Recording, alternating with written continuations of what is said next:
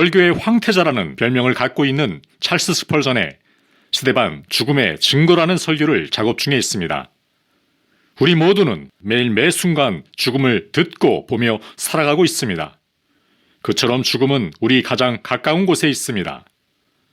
그런데 이상한 것은 대부분의 사람들이 정작 자신은 죽음과 전혀 상관없는 것처럼 살아가고 있는 것이 사실입니다.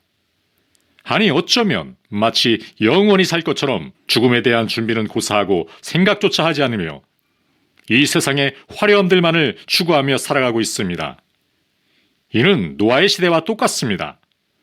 노아의 8 식구 외의 모든 세상 사람들은 하나님께서 회개에 충분한 시간을 주시고 노아를 통해 홍수의 심판을 경고했음에도 불구하고 막상 심판이 닥친 그 순간까지도 시집가고 장가가고 사고 팔고 먹고 마시고 이 세상의 일들과 향락을 즐기기에 여념이 없었던 것입니다. 그렇습니다. 이는 오늘날의 세상과 똑같습니다. 아니 노아의 당시보다 더하면 더했지 덜하지는 않을 것입니다. 하나님의 불심판이 당장 내리지 않는 것이 이상할 정도로 죄악이 차고 넘쳤던 소돔과 고모라보다 더 악한 지금의 세상입니다. 심각한 것은 스스로를 그리스도인이라고 여기는 사람들조차도 마치 세탁기 안에서 세탁물이 정신없이 돌아가듯이 그렇게 이 세상의 것들에만 잔뜩 취해서 살아가고 있다는 것입니다. 요한일서 2장 15절로 17절 말씀입니다. 이 세상이나 세상에 있는 것들을 사랑하지 말라. 누구든지 세상을 사랑하면 아버지의 사랑이 그 안에 있지 아니하니 이는 세상에 있는 모든 것이 육신의 정욕과 안목의 정욕과 이생의 자랑이니 다 아버지께로부터 온 것이 아니요 세상으로부터 온 것이라. 이 세상도 그 정욕도 지나가되 오직 하나님의 뜻을 행하는 자는 영원히 거하느니라. 육신의 정욕과 안목의 정욕과 이생의 자랑. 평생을 그리스도인으로 살아가면서 이와 같은 준엄한 경고의 말씀은 혹시 애써 외면하는 것입니까? 그러다가 그에게 어느 순간 죽음은 예기치 않게 갑자기 찾아오게 되고 전혀 준비되지 않은 상태로 성도라는 불안한 가능성의 위패 한 개만을 남기고 영혼들의 세계로 들어가게 되는 것입니다. 누가복음 12장 16절로 21절 말씀에서는 어리석은 부자에 대한 예수님의 비유의 말씀이 나옵니다.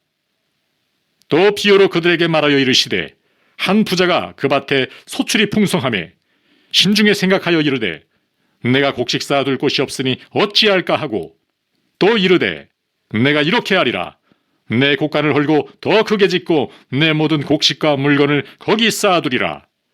또 내가 내 영혼에게 이르되 영혼아 여러 해 쓸 물건을 많이 쌓아두었으니 평안히 쉬고 먹고 마시고 즐거워하자 하리라 하되 하나님은 이르시되 어리석은 자여 오늘 밤에 내 영혼을 도로 찾으리니 그러면 내 준비한 것이 누구의 것이 되겠느냐 하셨으니 자기를 위하여 재물을 쌓아두고 하나님께 대하여 부여하지 못한 자가 이와 같으니라. 온통 이 세상의 것들 즉 육신의 정욕과 안목의 정욕과 이생의 자랑에만 함몰되어져서 자신의 영혼에는 전혀 관심 없이 지옥의 불구덩이 위에 썩어 낡은 판자를 디디고 살아가는 대다수의 인생들에게 경고하십니다. 어리석은 자여 오늘 밤에 내 영혼을 도로 찾으리니 그러면 내 준비한 것이 누구의 것이 되겠느냐. 지금 이 글을 읽는 구독자 여러분과 구독하지는 않았지만 본 채널을 방문하시는 여러분 자신은 어떠신지요? 제가 본 채널에 영적 거장들의 설교를 본격적으로 제작하여 업로드하면서 느낀 점은 다음과 같습니다. 죽음이라든가 지옥, 하나님보다 더 살아가는 것은 우상숭배이다 라는 것에 대한 주제의 설교를 올리게 되면 업로드하는 즉시 구독자 수가 줄어드는 기현상입니다. 아마도 무거운 설교의 주제들의 마음에 부담이 가고 불편해지므로 애써 외면하고 싶은 이유에서의 반작용인 것이 아닌가 생각되어집니다. 정말 그 정도로 부담감과 불편함이 느껴지신다면 한 가지 분명한 것은 당신이 그 어떤 대단한 세상적 지위와 교회적 직분, 즉 집사, 안수집사, 권사, 장로, 목사, 총회장이라 할지라도 그 자신의 거듭남과 믿음의 진가 여부를 정밀히 검증하고 의심해 보아야 합니다. 그 정도를 가지고 마음이 불편해지신다면 앞으로 맞이해야 할 나의 임종의 순간과 이후에 하나님 앞에서의 심판대는 어떻게 감당하시려고 하시는지요? 본 채널에 있는 김영희 선교사님의 오늘 실력 있던 장로님의 마지막 실화를 담고 있는 예수고 뭐고 필요 없어 설교를 진지하게 들어보시기를 추천드립니다. 아울러 개와 고양이를 숭배하는 사람이 되옵니까? 설교도 추천드립니다. 진정으로 거듭났고 진짜 믿음의 소유자라면 무거운 경고성 주제의 메시지로 인해 비록 마음은 불편해지겠지만 그 말씀 앞으로 겸손하게 나아가며 그 자신 스스로를 시험해 볼 것입니다. 그것이 지혜로운 자의 선택입니다. 본 채널에 업로드되어진 영적 거장들의 설교를 들어보셔서 아시겠지만 나는 누구인가? 어디로 가고 있으며 어떻게 살아가야 하는가? 나의 삶의 방향과 목적은 무엇이 되어야 하는가? 나는 어떤 죽음을 어떻게 준비해야 하는가? 하나님의 심판대 앞에 섰을 때에 나의 모습은 과연 어떠해야 하는가에 대한 성경적 대답을 하고 있습니다. 그것은 이 세상이 말하는 너 자신이 너의 주인이다. 자아를 실현하라 라는 인본주의적 철학적 답변과는 정반대의 것입니다. 위와 같은 성경적 신본주의적 답변들에 반하는 타락한 우리 인간의 본성을 거스르는 거룩함에 대한 부담과 고뇌, 처절한 몸부림들은 아직 우리가 호흡하고 있을 때, 우리의 영혼이 이 장막과도 같은 우리의 육신에 머물고 있을 때에만 유효합니다. 우리의 영혼이 육신을 떠나는 순간 더 이상의 기회는 없습니다. 아직 당신의 호흡이 느껴지고 있을 때, 심장이 뛰고 있을 때, 지금 당장 기도한 말씀을 통해 본 채널의 영적 거장들의 예리한 양날의 칼날 같은 말씀들을 통해 자기 자신을 검증하십시오. 너희가 믿음 안에 있는가 스스로를 시험하고 확증하라. 그 믿음이 삶 속에서 열매로 과연 나타나고 있는가? 그 언제부터인가 한국교회 안에서는 CCM 중심의 찬양 집회가 활성화되었습니다. 각종 예배전 또는 주일 오후 찬양 예배 시간에 주로 드려지고 있습니다. 그 중에서도 가장 비중을 차지하는 찬양곡 주제가 마라나타입니다. 아멘, 주 예수여 속히 오시옵소서. 사랑하는 여러분, 과연 지금 그 찬양의 바람대로 예수님께서 온통 잠든 자뿐인 한국교회의 현실 가운데 다시 오신다면 기쁨으로 아멘, 주 예수님 어서 오시옵소서, 저는 거룩한 신부로 준비되어 있습니다 라고 주님 앞에 설 수 있는 자들이 과연 몇 명이나 될 것이라고 생각하십니까? 교회 밖의 삶 속에서의 거룩함이나 경건함은 전혀 없으면서도 세상 사람들과 똑같이 말하고 생각하고 행동하며 살아가면서도 그저 음악이 주는 마법과 같은 선율의 감정선이 자극을 받아 손을 들고 울먹이며 때로는 열정적으로 노래를 부르는 것, 그런 모습은 세상 콘서트 공연장에서도 흔히 볼 수 있습니다.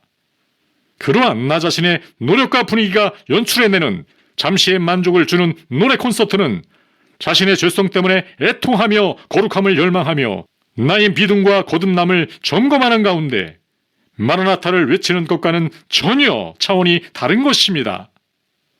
찬양 집회 이후에도 밀려드는 죄 유혹에 전혀 저항할 능력이 없는 것과 이유를 알 수 없는 허무함이 그 증거입니다. 저는 찬양 집회 무용론자는 결코 아니며 모든 찬양 집회를 비판하는 것도 아닙니다. 하지만 가끔씩 우리가 접할 수 있는 유명 찬양 집회 리더들의 일탈 행위는 많은 것들을 생각하게 하고 시사해 줍니다. 영혼들에게 막대한 영향력을 끼치고 있는 교회 강단에서 말씀을 선포하는 설교자들이나 찬양 집회 사역자들은 그 누구보다도 영적 리더로서 사역 이전에 본인 스스로부터 거듭난 성도인가를 점검해 보아야 합니다. 그 누구보다도 혹독한 거룩함의 훈련과 경건 생활을 통한 성령 충만을 사모해야 합니다. 그렇지 않고 임하는 사역은 그것이 아무리 사람의 눈에 대단해 보이건 간에 주님 앞에서는 아무것도 아님을 기억해야 합니다. 다시 본론으로 돌아와 말씀드리건대 대다수의 그리스도인들이 예수님의 재림을 고대한다고 하지만 정작 예수님의 재림보다 더 빨리 자신에게 다가올 수 있는 개인적 종말은 준비하지 않고 있습니다. 그것도 전혀 성경적이지 않은 구원론과 믿음을 예수 그리스도의 반석이 아닌 근거 없는 추정의 바위 위에 두면서 말입니다. 서두에 말씀드린 찰스 스펄전의 스데반 죽음의 증거 설교는 과연 그리스도인은 어떤 죽음을 준비해야 하는가에 대한 모범 답안과도 같은 설교입니다. 누구나가 순교의 영광을 사명으로 부여받지는 않습니다. 우리 모두는 각자의 사명이 다릅니다. 그러나 우리들은 성도의 죽음은 어떠해야 하는가에 대한 성경적 해답의 힌트를 10월 전의 설교를 통해 얻을 수 있습니다. 스데반 죽음의 증거 설교를 업로드하기 위해 작업하는 가운데 저에게 한 가지 소원하는 기도 제목이 생겼습니다. 조지 휘필드가 그랬듯이 모든 사역과 설교를 마치고 잠자는 가운데 부르심을 받는 것입니다. 그는 어느 주일 오후 설교를 마치고 침실로 올라가 잠든 가운데 주님의 부르심을 받았습니다. 이 얼마나 아름다운 마지막 모습이란 말입니까? 그는 살아있을 때 평소에 삶 속에서 모든 유언을 남겨놓았었기에 마치 떠나는 기차역에 늦게 도착하여 가쁜 숨을 헐떡이듯 하는 별도의 유언은 필요치 않았던 것입니다. 우리 모두 하나님께서 맡기신 모든 사명과 일을 충성스럽게 마치고 잠든 가운데 부르심을 받을 수만 있다면, 이러한 저의 욕심과도 같은 기도 제목을 아내와 공유했습니다. 물론 내 육신의 아내는 잠에서 깨어나지 않는 육신의 남편을 대하는 현실이 잠시나마 놀라움으로 다가오겠지만, 우리 모두는 천국에 소망을 두고 있고 우리의 시민권은 하늘에 있는 것이므로 믿음 없는 사람들처럼 과하게 슬퍼하거나 비통해해서는 안 될 것입니다. 본 채널에 업로드되어진 모든 설교들을 한 번만 들으시고 다 알겠다, 좋은 설교야, 감동적이야 라고만 여기지 마시고 그 설교 메시지를 통해 성령님께서 여러분 각자에게 하시는 말씀을 겸손함으로 받아 순종함으로 그 말씀이 여러분의 삶 속에 열매로 나타날 때까지 가난한 심령의 자세로 반복해서 들으시기를 권고드립니다. 사랑하는 형제 자매 여러분, 주님 재림이 가깝습니다. 바로 오늘 지금부터 우리는 각자 자신의 인생에서의 가장 중요한 것을 준비하면서 하루하루 순간순간을 살아내야 합니다. 다음으로 미루지 마십시오. 우리에게 내일이라는 시간이 있으리라는 보장은 그 어디에도 없습니다. 주님께서 다시 오시는 그 순간까지, 혹은 여러분의 개인적 종말의 그 순간까지 감히 말씀드리건대 본 채널이 안이하고 잠들어 있는 영혼들을 깨우고 준비시키는 도구와 통로로 쓰임받기만을 간절히 기도합니다. 하나님이 구하시는 제사는 상하고 애통하는 심령입니다. 가난한 심령입니다. 시편 51편 17절은 말씀합니다. 하나님께서 구하시는 제사는 상한 심령이라. 하나님이여 상하고 통해하는 마음을 주께서 멸시하지 아니하시리이다. 본 채널을 가난하고 갈급한 마음으로 찾는 모든 심령들 위해 성령님의 세밀하고도 강력한 임재와 역사하심이 일격케 하시고 거듭나게 하심의 역사가 계시기를 기도하고 있습니다. 마지막으로 다시 말씀드립니다. 우리 모두는 안개와 같습니다. 이에 대해 야고보서 4장 13절로 14절은 이렇게 말씀합니다. 들으라, 너희 중에 말하기를 오늘이나 내일이나 우리가 어떤 도시에 가서 거기서 1년을 머물며 장사하여 이익을 보리라 하는 자들아, 내일을 너희가 알지 못하는도다. 너희 생명이 무엇이냐? 너희는 잠깐 보이다가 없어지는 안개니라. 아침에 자욱한 안개가 햇빛이 비치면 금세 사라지듯이 우리의 인생은 안개입니다. 우리가 쥐고 있는 이 모든 것들은 금세 사라져버릴 것입니다. 금세 사라져버릴 이 세상 것들을 취하느라고 영원한 것을 영영 놓쳐버리는 어리석음을 범치 않도록 깨어있기를 힘쓸 때입니다. 여러분, 한 영혼은 천하보다 귀합니다. 부디 바라웃기는 본 채널의 구독자 여러분은 한 분의 영혼도 빠짐없이 그 언젠가 천국에서 모두 배울 수 있기를 기도하겠습니다. 그러나 한 가지 예수님의 말씀이 기억하십시오. 천국은 침노하는 자의 것입니다. 나의 모든 것을 잃어버릴지라도 반드시 들어가야 할 나라입니다. 그 어떤 대가를 치르고서라도 말입니다.